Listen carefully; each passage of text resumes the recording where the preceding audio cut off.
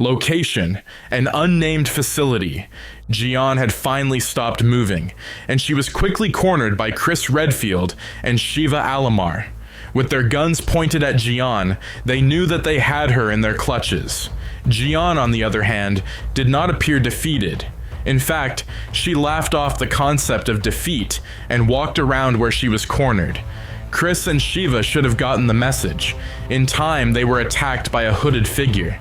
As they fought this figure, they could not help but admit that this figure was extremely powerful. Not only were the figure's strikes and defenses on point, but there seemed to be something inhuman about this figure.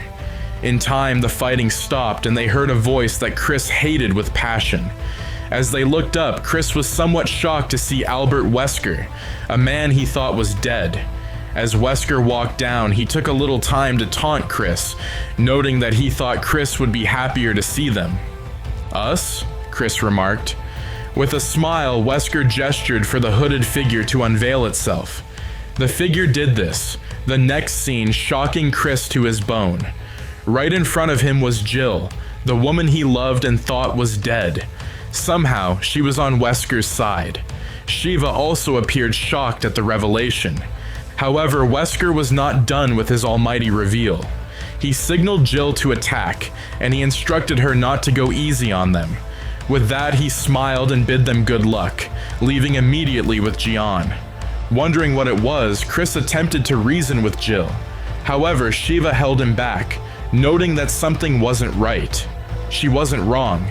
Immediately, Jill's eyes turned black and her hands turned into black spikes. "What the hell?" Chris gasped. Jill launched towards him, her black eyes dead set on killing.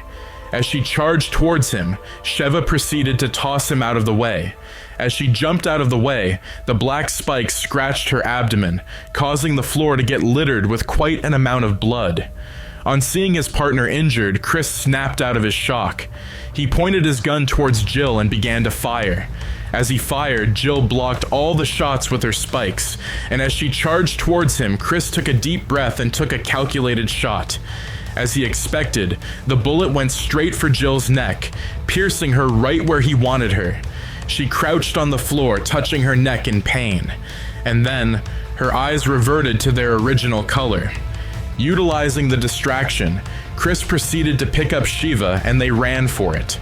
From the look of things, Jill was going to recover from her gunshot wound, thanks to whatever she had merged with. Chris knew he would come back for her, but now was not the time. When Chris and Sheva had gotten far away, Chris took a few minutes to examine Sheva's wound. Fortunately, it wasn't a serious injury, and they would be able to get to a medical facility before it got infected. However, Sheva proceeded to ask what happened back there.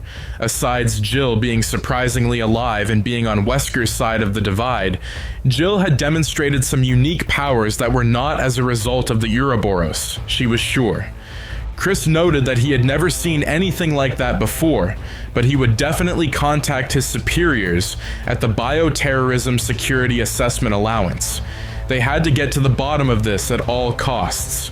In time, they got a response from the BSAA. It turned out that they had information on the powerful parasite that had merged with Jill. As it turned out, the last time such parasite was encountered was 5 years ago. And there was one person who knew this parasite like the back of his hand. Location: Tokyo, Martial Arts Facility. Agent Leon Kennedy was seated on the floor with his legs crossed. His eyes were closed and his ears were kept open to the sound of his own breathing. He ensured to keep his breathing accelerated, and his heart rate was steady. As he remained seated on the floor, his ears picked up danger behind him. He opened his eyes, black as ever, and turned to his assailant. Quickly dodging the hits from the assailant, he incapacitated the man in one push. Another assailant attacked him from behind, and in a series of quick movements, he landed the assailant on the floor with a thud. Two others came towards him, and he stretched out his hand toward them, black substance emerging from his hands and grabbing them by their legs. He tossed them to the side quickly. Then, he felt a sharp blade on his neck bones. "No sudden movements or you're gone," the assailant said. Then, Leon closed his eyes, allowing himself to bask in his surroundings. He could sense time all around him, and he could feel his body accelerating to the tune of the time. When he opened them, in a speed faster than that of sound, he turned to the assailant and grabbed him quickly on the neck. Lifting the man up and holding him mid-air, Leon chuckled. No sudden movements. He heard a clap from a distance and turned to see an old Japanese man smiling at him. The man, obviously the sensei, approached him and noted that Leon was getting better at controlling his abilities. Leon smiled and looked at the men, noting that they were some of the best fighters he had sparred with in a while. The assailants stood up and bowed, leaving the hall immediately. As they left, Sensei asked Leon if he was ready to return to the US government. Leon noted that the past 6 months here had been cleansing, as he had gotten more in sync with his abilities. However, he noted that he wasn't certain he was capable of overcoming the monster that was within him.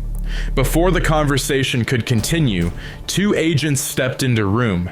Their names were Chris Redfield and Sheva Alomar, and they were here for Leon Kennedy. Location: Wesker's lair, unknown location in West Africa. Jill was lying down on an operating table unconscious. Her neck wound has healed up, with not even a scratch to indicate that flesh had been peeled off that area. As she lay there, Gian and Wesker were discussing. Wesker noted that the symbiote was more powerful than he had even thought, as Jill had survived a wound that should have been fatal. Gian asked if Wesker would proceed with his original mission, and Wesker chuckled, asking why Gian thought he wouldn't. Deep down, Wesker knew that the plans had changed a long time ago, ever since he discovered the symbiote. However, he would continue to play along until he obtained what he wanted. Chris and Sheva discussed with Leon, noting that Jill had attacked them, obviously possessed by the symbiote. While Leon noted that the symbiote could not control the minds of its hosts, he did note that their descriptions were definitely matching what a symbiote-possessed person would be like, as he was also a symbiote-possessed person. Moreover, Leon noted that from his studies of the symbiote in the past 5 years, there was a huge temporal anomaly, which was perhaps the source of the symbiotes. Seemingly, these anomalies brought these symbiotes from their homework to this world. He noted that he had encountered one of these symbiotes, but in an expedition of the US government led by him, he realized that there were 3 symbiotes transported to their world. However, the other 2 had not been accounted for. It was clear that Jill was the host of the second symbiote, which begged the question, where was the 3rd symbiote? Chris proceeded to ask why Wesker would have a symbiote-possessed person in his command instead of having the power for himself instead. Leon, however, noted that the symbiotes weren't compatible with everyone.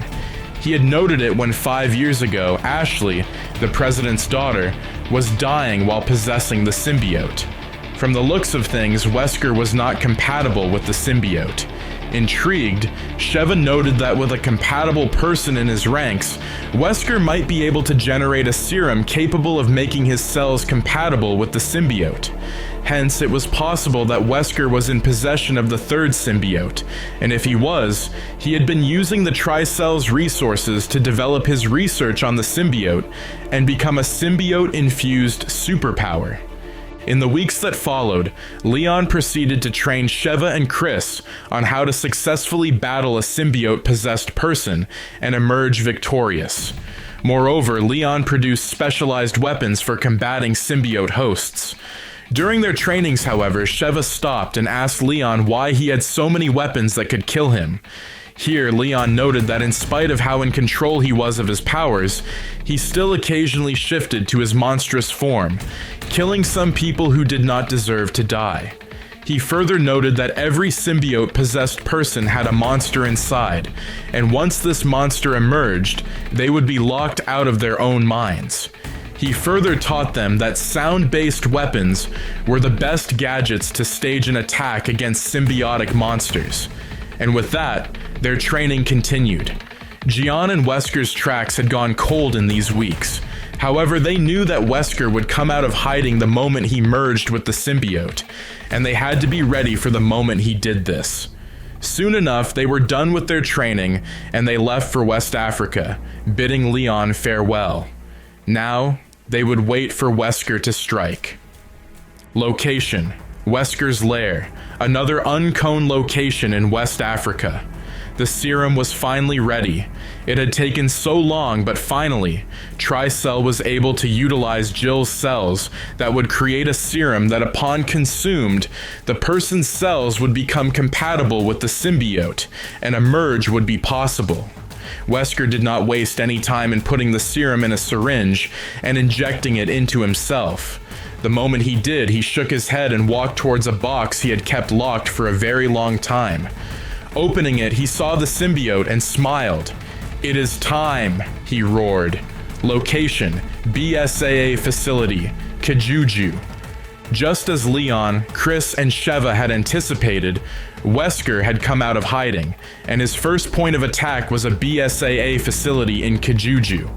When Wesker arrived, Chris questioned where Jill was. Wesker smiled and gestured to his side.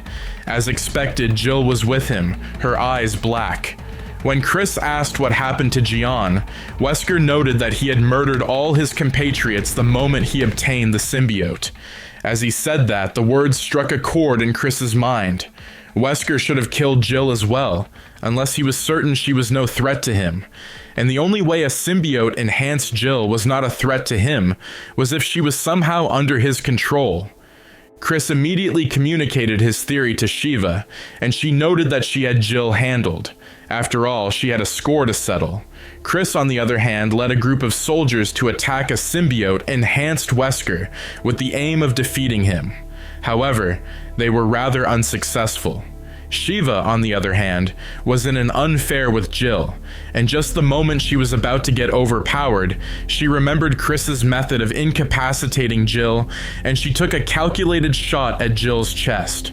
When she did, a huge weight fell out, causing Sheva to see a machine attached to her chest.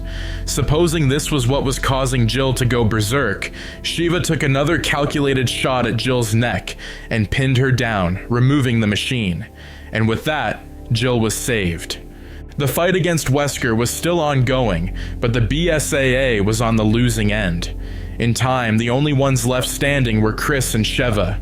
Seeing that they would die soon if they did not act, Chris remembered Leon's lamentations. Every symbiote-enhanced person had an uncontrollable monster within. Realizing this, Chris and Sheva pulled out their sound-based guns and fired at Wesker. They knew that it would not kill him, but they did not intend to kill him. As Chris predicted, Wesker soon mutated into a huge monster. From the look of things, he was no longer in control of his own mind, and if Wesker was fighting for control of his mind, it meant one thing: he was distracted and weak. Chris and Sheva immediately threw specialized nuclear-powered explosives towards the monster, which destroyed it in seconds. Indeed, Leon had a lot of fancy toys. Chris and Sheva dropped to the ground. I'm exhaustion. Wesker was dead, and Jill was saved. They won. Location: Tokyo, martial arts facility. Leon was finally ready to leave the facility, as he believed his training was done. He approached Sensei and appreciated the old man in Japanese.